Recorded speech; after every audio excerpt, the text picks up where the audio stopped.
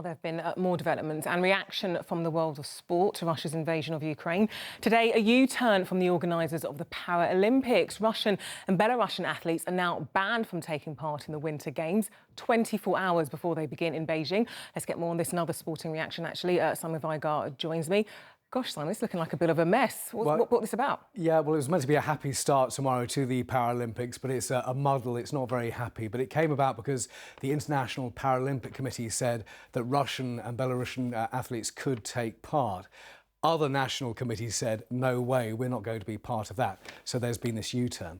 Now, 4 years ago at Pyeongchang at the Winter Games, the Russian team was there, even though there was the doping scandal, and they appeared as neutral athletes, so they didn't have the Russian flag there. That's how they walked in, that's how they competed. It was a similar story at the Winter Olympics recently with the team there. Shortly after the Olympics, the invasion happened. So the IPC proposed that this time, again, the Russian athletes should be neutral like this, and that's where the big row happened. I spoke to one of our most famous Paralympians today, Richard Whitehead. He was still fuming that the IPC had read the room so badly. How can you sanction the participation of Belarus and Russian athletes under these circumstances? Whether it's under a neutral flag or not makes no difference at all. I've heard about athletes have trained 4 years for this opportunity. That's absolute nonsense. We're talking about people losing their lives before medals.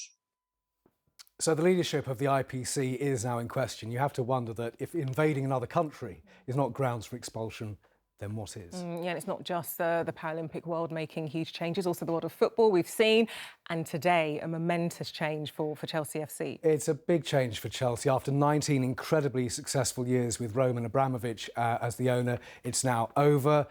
This follows concern about sanctions against individuals that were raised in Parliament. And he says, although it pains him, it's in the best interest of the club.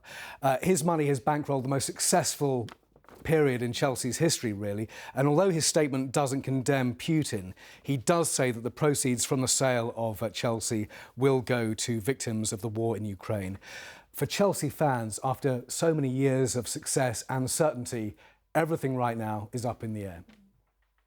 A lot of Chelsea fans will be nervous for what this means for the future, purely because, you know, if you just look at Abramovich as a football club owner, he's been pretty close to the ideal for what, you know, British football fans have wanted from club owners for the last sort of 20, 30 years. Someone who will just keep putting money in, not asking for anything back, not demanding that the club makes a profit. So Paralympics, football, and also Formula One. Formula One. Putin was very involved in getting a Russian Grand Prix going in 2014. He enjoyed appearing at that.